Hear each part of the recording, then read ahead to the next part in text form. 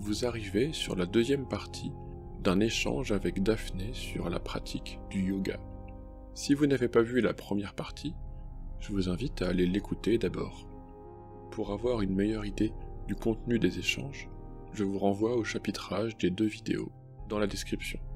Sur ce, je vous souhaite une agréable écoute, malgré les petits problèmes de micro et de toutou intempestif. Oui, je dirais que ça peut permettre, par exemple, dans les postures où on peut avoir le bassin en l'air ou les jambes écartées et se retrouver avec le bassin très exposé. Ne serait-ce que même déjà seul chez soi, voir ce que ça fait de se retrouver dans cette posture de vulnérabilité, parce que je pense que même en collectif, dans un cadre bienveillant, ça peut être extrêmement inconfortable. Bien sûr. Et intense pour certaines personnes. Mais ouais, c'est déjà de se retrouver dans un cadre intime de soi à soi et voir ce qui se passe. Ouais. Ça peut déjà être très, très intense et je pense qu'il peut y avoir des libérations émotionnelles qui peuvent être déjà assez intenses. Ouais, c'est intéressant. Évidemment, c'est un truc que je précise, il s'agit pas de se mettre en difficulté, il s'agit pas de se forcer à faire du yoga parce qu'on se dit « Ah, ça va être bien, ça va être bénéfique, ça va être thérapeutique ». Il s'agit pas de ne pas s'écouter, au contraire. C'est important de s'écouter, et là ce que tu dis c'est important, c'est que il y a des trucs, des postures, on a beau savoir que ce serait bénéfique, il s'agit pas de se forcer à avoir ce genre de pratique en présence d'autrui. C'est un truc qu'on peut déjà faire seul, et déjà seul face à soi-même, ça peut être intéressant d'explorer son corps, les différentes postures, et d'accueillir les émotions, parce que certaines postures peuvent réactiver des émotions douloureuses, violentes, des trucs très intenses. Et ça peut être suffisamment complexe à gérer pour pas avoir à gérer en plus la présence de l'autre, et du regard de l'autre, quoi. Ou potentiellement certaines transactions, certaines ambiguïtés qui peuvent être présentes dans certains groupes. Et je pense qu'effectivement, c'est important de pas se mettre en difficulté comme ça, et déjà de pouvoir se sentir en sécurité seul avec soi-même. Mais j'ai l'impression qu'il y a des gens parfois qui se sentent davantage en sécurité avec des figures bienveillantes, avec la bienveillance d'un groupe, que quand ils sont seuls. Parce que des fois, quand ils sont seuls, ils se retrouvent face à des angoisses, des pensées, des émotions qu'ils savent pas gérer, et ils auront pas la contenance du groupe. Donc je pense qu'en fait, les deux peuvent être intéressants, mais ça dépend des gens, quoi. Oui, je pense aussi, oui. Et tu parlais de peut-être l'ambiguïté qu'il pourrait y avoir dans les interactions de groupe. Et ça me fait penser un peu au fait que le yoga permet aussi de pouvoir explorer des formes corporelles, peut-être en ayant justement à l'esprit que c'est des postures dans lesquelles je me retrouve, par exemple, pendant l'acte sexuel. Mais c'est aussi des postures qui ont d'autres intérêts. Et ici, par exemple, ça peut être l'élongation de la colonne vertébrale, chercher... si ma colonne vertébrale est dans une certaine posture, ça va permettre de générer une sensation d'ouverture au niveau du centre de la poitrine, et ça permet d'avoir une exploration corporelle dans un autre contexte que peut-être l'acte sexuel, qui j'ai la sensation, pour beaucoup d'occidentaux, peut-être même plus chez les hommes, est un peu le seul contexte où on va avoir accès à une certaine sensitivité un petit peu fine. Et voilà, ça permet juste d'enrichir son expérience de vie. En fait, il s'agit de pouvoir explorer son corps sans forcément que ce soit toujours sexualisé ou sexualisant. Le corps n'est pas qu'un outil d'exploration à travers la sexualité, on peut explorer le corps de plein de façons différentes, et le yoga n'est pas forcément un truc sexuel. Et c'est bien que tu le rappelles, effectivement. D'ailleurs, j'ai un ami comme ça qui est kinésithérapeute, qui avait fait une formation pour apprendre justement à désexualiser les interactions, parce que sinon, quand tu masses des personnes de ton âge, des personnes, ça peut être gênant, tu vois, c'est un peu comme d'aller chez un gynéco qui est un mec quand t'es une femme. Enfin, ça peut être embarrassant, ça peut être gênant, et du coup ça s'apprend en fait de désexualiser le corps, de pouvoir créer un lien, parce que en fait il y a des moments où être sexualisé c'est insécurisant, on se sent en danger quand on est sexualisé par le regard de l'autre, Et effectivement, ça peut être un vrai apprentissage que d'apprendre à se voir soi-même autrement que comme un objet sexuel. Moi, je connais des femmes comme ça qui ne savent pas du tout comment créer de l'intimité émotionnelle sans sexualiser les interactions. Elles ont l'impression que la seule façon qu'elles ont de plaire aux hommes, c'est de générer du désir, c'est de faire miroiter potentiellement un acte sexuel, etc. Et effectivement, parfois, c'est au bout de 20 ans, au bout de 30 ans qu'on se rend compte qu'en fait, on n'est pas obligé de faire ça. Qu'on peut très bien entrer en lien sans avoir à mettre du sexuel dans l'interaction, ou du désir, ou une ambiguïté, etc., quoi. Ça peut, entre guillemets, permettre de créer des nouveaux espaces d'exploration du corps. T'as parlé de yin yoga, de hatha yoga, je crois. Et effectivement, il y a beaucoup de formes différentes de yoga. On peut facilement s'y perdre et avoir l'impression que c'est un joyeux bazar. Alors du coup, est-ce que tu pourrais nous donner quelques repères sur les approches qu'on trouve le plus souvent, je sais pas, le yin, raja, le hatha, enfin, qu'est-ce qu'on retrouve le plus et qu'est-ce qu'on peut y trouver? C'est quoi les principales caractéristiques de ces différentes approches? Alors, je dirais qu'il y a deux types de yoga qui sont particulièrement populaires aujourd'hui en Occident, qui sont le hatha yoga et le yoga vinyasa,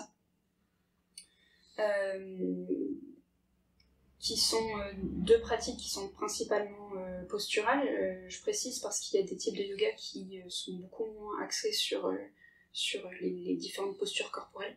Moi, je pense que n'importe quel type de pratique corporelle peut avoir des bénéfices et que c'est plus intéressant d'aller vers ce vers quoi on est naturellement attiré. Les seuls types peut-être qui me posent un petit peu question, ça va être les types comme le yoga, le Bikram yoga, où on pratique des postures dans une atmosphère qui doit être qui doit être à 40 degrés, quelque chose comme ça, et un très fort taux d'humidité, pour reproduire un petit peu les conditions environnementales qu'on peut trouver en Inde, il me semble.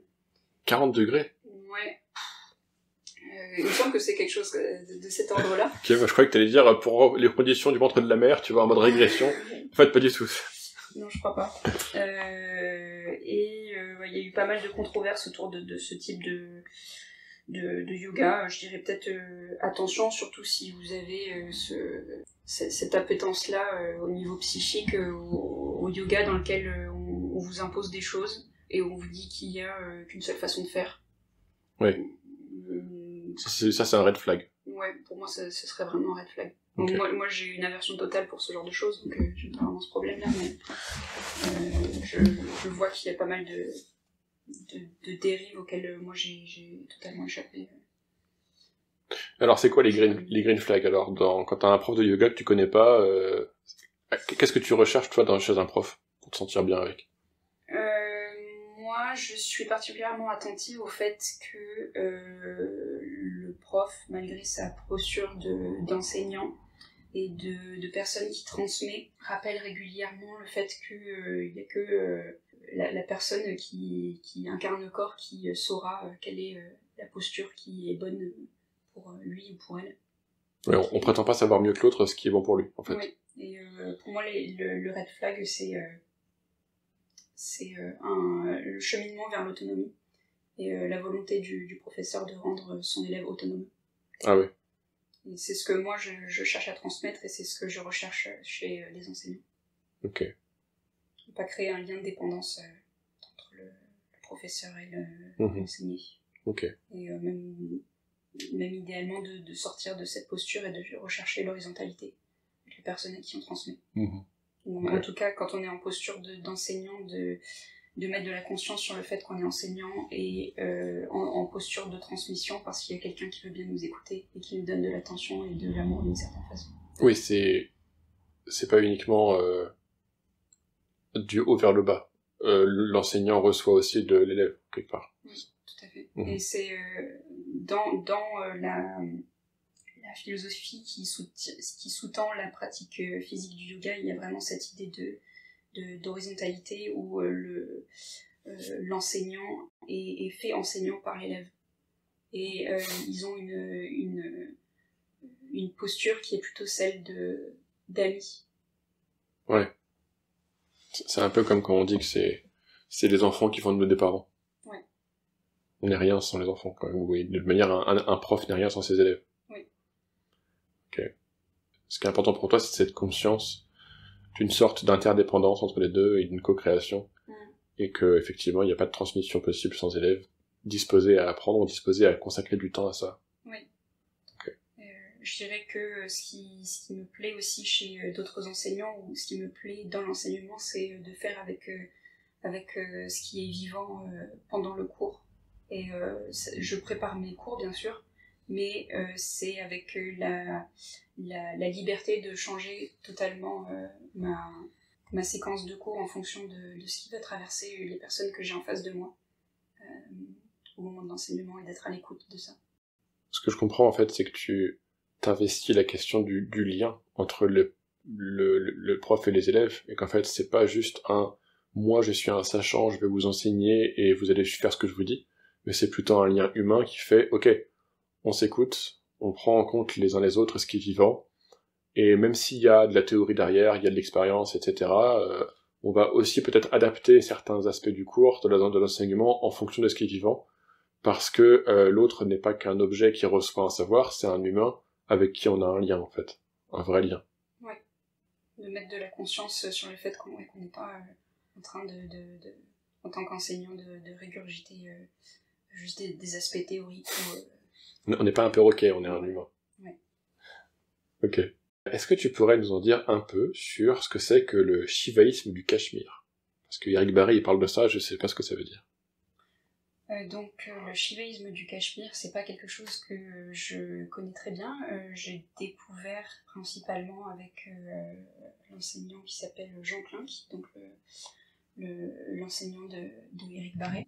Je me suis intéressée à Jean Klink parce que il enseigne le shivaïsme du Cachemire, le yoga du Cachemire, mais il a aussi un gros bagage théorique qui lui vient de l'Advaita Vedanta, qui est la philosophie qui m'intéresse le plus. On peut appeler ça une philosophie, je me permets d'appeler ça une philosophie, mais suivant le contexte, ça n'a pas vraiment de sens d'appeler ça une philosophie.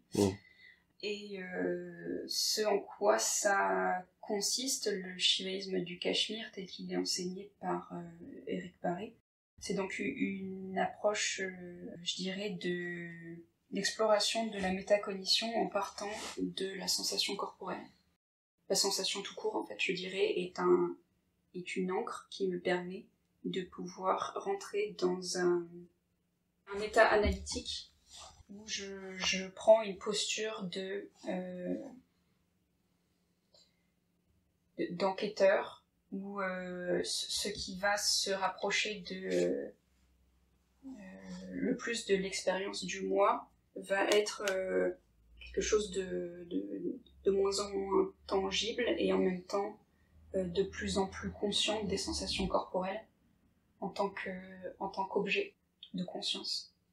Plus je prends conscience de ma sensation corporelle, et plus je prends conscience du fait que je ne suis pas ma sensation corporelle. D'accord, donc c'est pas trop un truc basé sur les positions corporelles du genre le salutation au soleil, machin comme ça. C'est beaucoup plus un truc basé sur développer une forme de sensitivité, une forme d'écoute à soi, à son corps, et à partir de cette forme d'écoute, de cette présence, il y a des trucs qui se passent, quoi. Il y a une forme de désidentification. C'est ce que j'en comprends. Après, moi, je suis aussi biaisée par mon bagage qui est plutôt celui de l'Advaita Vedanta. En tout cas, je dirais que la différence principale avec des aspects beaucoup plus théoriques, c'est que on donne la part belle à la sensation corporelle dans le travail d'Eric Barré, par exemple. On nous dit souvent, quand on commence à se former pour être thérapeute, qu'il y a un aspect important à considérer en thérapie, c'est le contre-transfert. Le contre-transfert, c'est ce qu'on va ressentir pour le patient, c'est ce que ça nous évoque, ce qui s'active chez nous, etc., ce qui se rejoue chez nous. Et le contre-transfert, ça passe beaucoup par le corps. Les émotions passent beaucoup par le corps, etc. Et du coup, en thérapie, quand on est présent à son corps, à soi-même, à ce qui se passe en nous, ça nous donne beaucoup d'informations sur ce qui se joue dans la relation avec la personne. Et de façon générale, en fait, écouter son corps, les sensations dans son corps, ça aide à comprendre nos émotions, même les plus fines. Et quand on comprend nos émotions et le contexte dans lequel elles se manifestent, on va pouvoir mieux comprendre aussi quels sont ses besoins et qu'est-ce qui est important pour nous, etc. Et en fait, ça va nous faciliter la vie, parce que ça va nous permettre de plus facilement identifier ce qui est bon pour nous et faire des choix en conséquence, quoi. Enfin, ça a l'air vachement intéressant, mais c'est juste que ça me paraît vachement long comme nom, Shivaïsme du Cachemire.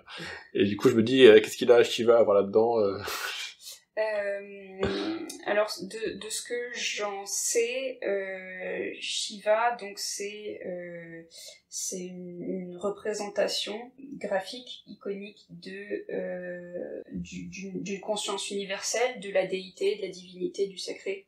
Et pourquoi le mot shivaïsme? Parce que l'icône Shiva va avoir une place centrale dans ce type de pratique physico-religieuse où on va venir méditer sur les différents aspects de cette icône-là, qui, de ce que j'ai vu du travail d'Éric Barré, et en tout cas, elle est peu présentée, justement, l'icône sous sa forme visuelle. Et on va plutôt venir présenter des qualités d'être de l'icône qui, in fine, aboutissent à ce qui est le plus tangible pour l'esprit humain et qui se rapproche le plus de la sensation d'infini. D'accord, donc c'est... essayer d'appréhender l'infini en gardant à l'esprit que on n'a que les mots pour pouvoir s'approcher de cette réalité psychique, et qu'ils ont des limites.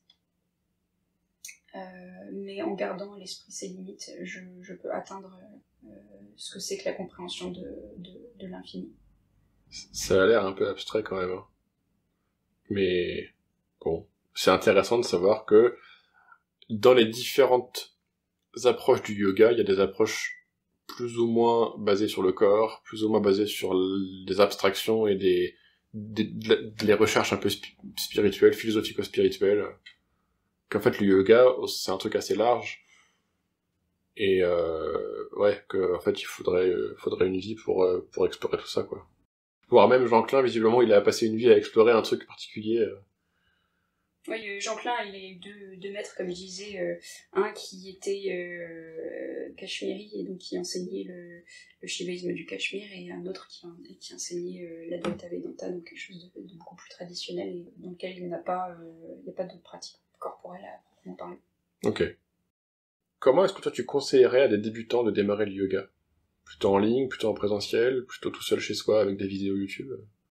Moi, je conseillerais plutôt de pratiquer en groupe et plutôt en réel, pour avoir le bénéfice de pouvoir se faire conseiller par un professeur et d'avoir un regard extérieur sur sa posture, parce que c'est quasiment la norme pour tout le monde que on pense, par exemple, avoir une colonne vertébrale alignée, si on se fie à ses sensations corporelles au début, et en fait pas du tout, c'est juste qu'on peut être par exemple un peu bloqué au niveau du bassin, et le fait de pouvoir avoir une personne qui peut nous dire ben, tu penses que ta colonne vertébrale est droite ici, mais en réalité elle l'est pas, et je pense qu'au niveau du bassin il y a quelque chose qui est en train de bloquer, et de se faire accompagner vers davantage d'ouverture au niveau corporel par un enseignant. Mais si on est seul chez soi, qu'on n'a pas l'élan de sortir, simplement d'explorer seul chez soi, je pense que c'est extrêmement bénéfique. Moi, j'ai énormément fait ça. J'avais de l'appétence pour ça, et pour le fait de travailler en autonomie. C'est, je pense, quelque chose de bénéfique. Ouais, en fait, c'est intéressant dans les deux cas, mais c'est juste bien de comprendre les limites de chaque truc. C'est-à-dire que il y a plus facilement de la sécurité si on est seul dans sa chambre à faire des postures, mais par contre, quand on est avec des profs ou en groupe, on aura plus de feedback et du coup on pourra plus facilement comprendre et prendre du recul sur comment son corps fonctionne, parce que du coup sinon on risque d'être faussé par des habitudes de perception, par un manque de recul, et parce qu'on se voit que aux premières personnes, quoi. Oui. Ok. Est-ce que tu sais s'il y a des contre-indications pour la pratique du yoga? Des gens qui ne devraient pas pratiquer pour des raisons ou pour une autre? Alors ça dépend du style de yoga. Par exemple, effectivement, le yoga... À 40 degrés là? Oui, le yoga à 40 degrés, je pense qu'il y a énormément de contre-indications. Ouais. Je dirais toutes les formes de yoga, enfin de toutes les façons d'enseigner le yoga où on ne met pas l'accent sur le fait qu'il n'y a que la personne qui est le meilleur juge sur ce que son corps est capable d'encaisser, et ben, il peut y avoir des accidents. Par exemple avec un prof qui pousse vers plus d'élongation au niveau des jambes. Moi j'ai eu des retours de personnes qui s'étaient blessées justement parce qu'ils se sentaient poussés par le prof dans des postures qui étaient trop inconfortables. En fait, ouais, quand on fait plus confiance au prof qu'à nous-mêmes et qu'on ne s'écoute pas, c'est là qu'on peut avoir un accident. Oui. Si on n'est pas à l'écoute de son corps et de ses limites, quoi. Oui, tout à fait. À voir si on peut aussi éviter de tomber dans l'écueil inverse qui serait je reste toujours dans ma zone de confort. Oui, parce qu'il y a des douleurs destructrices et des douleurs qui peuvent... enfin, je sais pas comment on... Oui, c'est intéressant que tu parles de la douleur, justement. Il y a un enseignement comme ça assez rapide que j'ai trouvé très parlant sur les différents types de douleurs et d'apprendre justement à être à l'écoute des différents types de douleurs. Est-ce que ça c'est une douleur qui est liée au fait que peut-être j'ai un muscle qui est un peu bloqué du fait d'une émotion que j'ai mal vécue ou du fait que je reste assis sur ma chaise toute la journée dans la même posture, ou est-ce que c'est une douleur qui m'indique que si je vais trop loin dans cette posture, je vais me blesser parce que c'est mes limites physiques actuellement. Et je pense que ça se développe en étant simplement à l'écoute de ça. Je pense à certaines techniques de relaxation, la relaxation de Jacobson ou des trucs comme ça, où en fait on va créer de l'inconfort volontairement, ou en systéma où on va faire des trucs au début, ou en Qigong, on va créer des sensations d'inconfort, voire même parfois un peu proche de la douleur, mais en fait c'est des inconforts proportionnels au soulagement qu'on ressent après quand on relâche la pression. Et en fait c'est presque un truc pédagogique où le but n'est pas de maltraiter le corps. En fait on n'endommage pas les tissus quand on fait cet exercice-là, mais au contraire on passe juste de la contraction à la détente, et c'est vachement agréable en fait. C'est même une technique de relaxation, quoi. Oui, c'est même pratiqué dans d'autres thérapies, par exemple en kinésiologie, le fait de venir contracter vraiment une zone où, je pense à la rééducation périnéale par exemple, où on vient volontairement contracter totalement ou décontracter le périnée pour sentir ce que c'est que la décontraction véritable ou la contraction totale, pour remettre de la conscience sur le fait qu'on est soit trop décontracté, soit trop contracté à ce niveau-là. Oui, parce qu'en fait, des fois, on a des habitudes musculaires qui sont pas fonctionnelles. Typiquement, moi je repense, parce que ça m'avait vraiment beaucoup marqué, le bouquin de Florence Porcel sur la honte, où elle explique que depuis ses 12 ans, en fait, à chaque fois qu'elle est en société, elle contracte le ventre et les abdominaux, parce qu'on lui a dit, faut pas avoir le gros ventre quand t'es une femme, faut rentrer ton ventre, parce que du coup c'est plus joli, etc. Et du coup, ça fait 20 ans qu'elle contracte son ventre à chaque fois qu'elle est en groupe, et du coup ça génère des habitudes comportementales qui sont dysfonctionnelles dans la mesure où c'est pas bon pour la santé en fait d'avoir les muscles des abdos contractés tout le temps, et ça génère probablement des problèmes digestifs, des problèmes à plein de niveaux. Et du coup peut-être qu'effectivement réapprendre à utiliser son corps et ses muscles d'une façon adaptée et fonctionnelle permet de limiter certaines douleurs chroniques, de limiter certains problèmes de santé évitables. Et de la même manière, peut-être avec le périnée, etc., les gens traumatisés, les victimes d'agressions sexuelles, etc., peut-être qu'elles ont une disposition à contracter certains muscles. C'est des séquelles traumatiques en fait, mais c'est pas fonctionnel, dans le sens où c'est pas ce qu'elles veulent, ça n'est pas au service de la vie pour elles. Et du coup, effectivement, l'enjeu c'est de rééduquer, c'est-à-dire de réapprendre au cerveau à fonctionner autrement, quoi. Comme si on mettait à jour certains curseurs pour être un peu plus adapté à ce que la personne a envie de vivre.